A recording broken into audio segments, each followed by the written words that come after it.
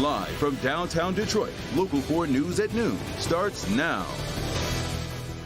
Taking a look at Storm Tracker 4, it is busy, and in the skies you can see plenty of precipitation is falling. Meteorologist Brandon Rue tracking the April showers moving through our area right now. The weather does top our news this noon. It's a pretty gloomy view outside. Not only is it on the cooler side, but we're also dealing with not just rain showers, but snow showers. Let's get over to meteorologist Brandon Rue with an update on when it will be more spring-like. Yeah, we're thinking sometime in late May, June. No, we have a crazy spring-like week. Temperatures will warm, but they're struggling now. Middle, upper 30s out there. As we look at Storm Tracker 4, we have a little bit of snow obviously coming down, but the reports are that some of the heavier snows are coming down right now. Oops, want to get back to what we're looking at on radar here. What we're seeing here, we go, boom. We have heavier snow that will be moving into Troy, Livonia, Southfield, all within the next 10-15 minutes as this stuff sort of goes back and forth between rain and snow, and certainly could stack up a little bit on top of cars, on grassy surfaces. We will start to see temperatures get into those lower 40s, but we've got another probably 90 minutes to 2 hours of what we're looking at out there now. Rain and snow, anything goes. A few more showers fill in behind it as well. So between now and probably 2 p.m., some of the more moderate or heavy showers, a little scattered beyond that after 2, 3 o'clock, much more scattered. But your local forecasters app, it's easy to download. You can hold the camera of your phone right up to the QR code in the middle of the screen there. It'll take you right to our free app. But the interactive radar pops up right away. I know Rhonda uses it all the time. Stay out of trouble this way. You can know what's coming your way before you head out. And I use it no matter where I am across the country, in the world for that matter. So we are following what is happening in Southfield right now, an apartment fire. That is what it looked like when this apartment caught fire. It is on South Drive near the Southfield Road 13-mile area. Priya Mann joins us now from there and the work that is going on now into how this happened. Priya? Rhonda, that call came in at 8 this morning. Firefighters were met with thick smoke, thick flames. They were also dealing with this rain-snow mix. Let me show you the aftermath of this fire. It tore through this 8-unit apartment complex through the first and second floor. When callers called 911, they said the flames were through the roof.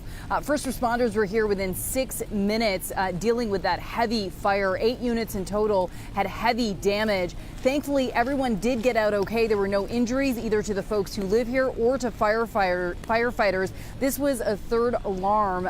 Everyone got out okay. Firefighters are also saying the smoke detectors were working. Multiple units responded, including the Bloomfield Township, Birmingham, Ferndale, Royal Oak, Farmington Hills, and Madison Heights fire departments were here. 35 firefighters in total responding to this early morning fire. We did speak to the fire chief. Take a listen to what he had to say. Heavy smoke, heavy flames on initial arrival.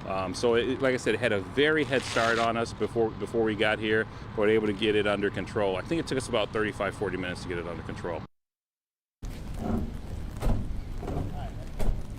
We have 8 families now who are displaced. Let me just show you. The Salvation Army has just showed up at the scene. They've got some refreshments, some cookies here for the folks who are going to be looking for some temporary housing. If you want to bring it back here, just again want to show you that damage. That fire completely destroyed these 8 units here.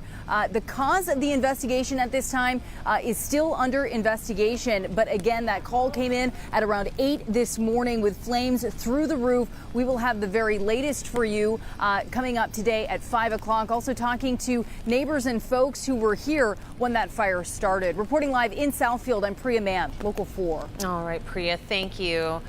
Fire crews also battling a house fire in Dearborn this morning. It happened around 5 o'clock in the morning at a home near Oakman Boulevard near Tireman. That fire department there says that nobody was inside of the home at the time of the fire, thankfully. A source tells us the incident is being investigated as a suspected arson.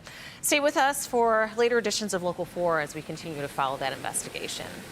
The federal trial of 4 men accused of plotting to kidnap Governor Whitmer now in the hands of the jury today. On Friday, prosecutors and defense attorneys offered their closing arguments. Prosecutors say that they've shown evidence that Barry Croft, Adam Fox, Daniel Harris, and Brandon Caserta intended to kidnap Governor Whitmer and even trained for it. Our Sean Lay joins us now live in Grand Rapids at federal court where this is happening with all the developments so far. Any word from the jury?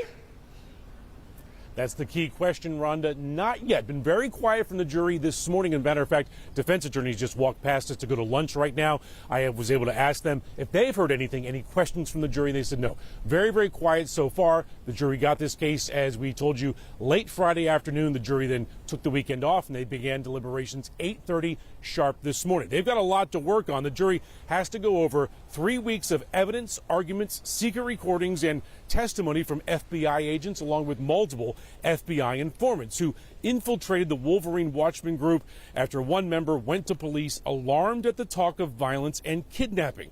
Now, prosecutors argue that the evidence of a conspiracy is overwhelming in this case. Defense attorneys for the 4 men argue that there was really no agreement or plan in place to kidnap Governor Whitmer, and they argue that the FBI, through informants, pushed the plan forward.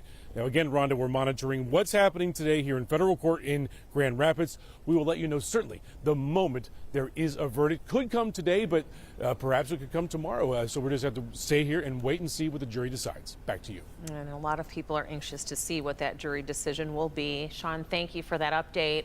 Turning our attention now to the war in Ukraine. President Biden calls for a war crimes trial against Russian President Vladimir Putin. He added that Putin is a war criminal. The president also says that he's seeking more sanctions against reported atrocities in Ukraine against Russia.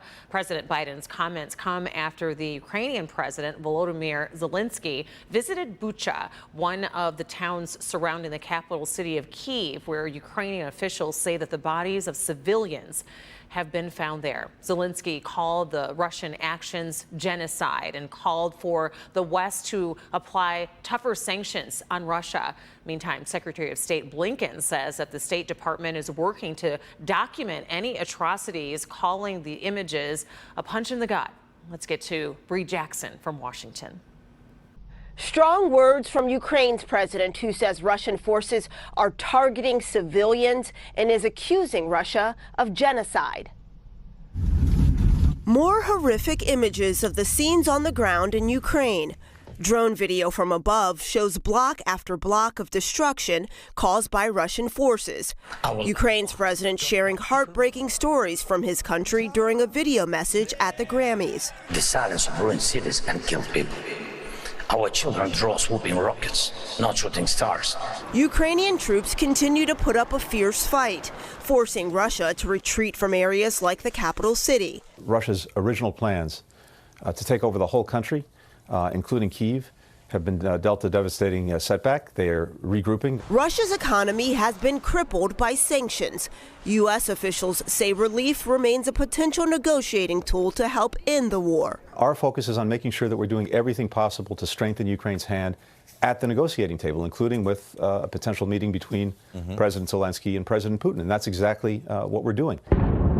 The violence forcing an influx of refugees to flee Ukraine. It was a huge struggle for me to make this decision, and I didn't want to leave my own town. Others returning to their home country despite the ongoing conflict. How to say hard with Ukraine, that's why we want to go home.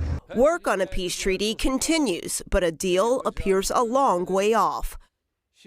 Ukrainian officials say draft peace treaty documents have moved along, but Russia's chief negotiator says that talks have not progressed enough for a meeting between the two presidents yet. In Washington, I'm Bree Jackson. Back to you. All right, Bree, thank you. Of course, here on Local 4 and clickondetroit.com, we'll keep continuing our coverage of the war in Ukraine. As new information comes into our newsroom, we will be keeping you updated.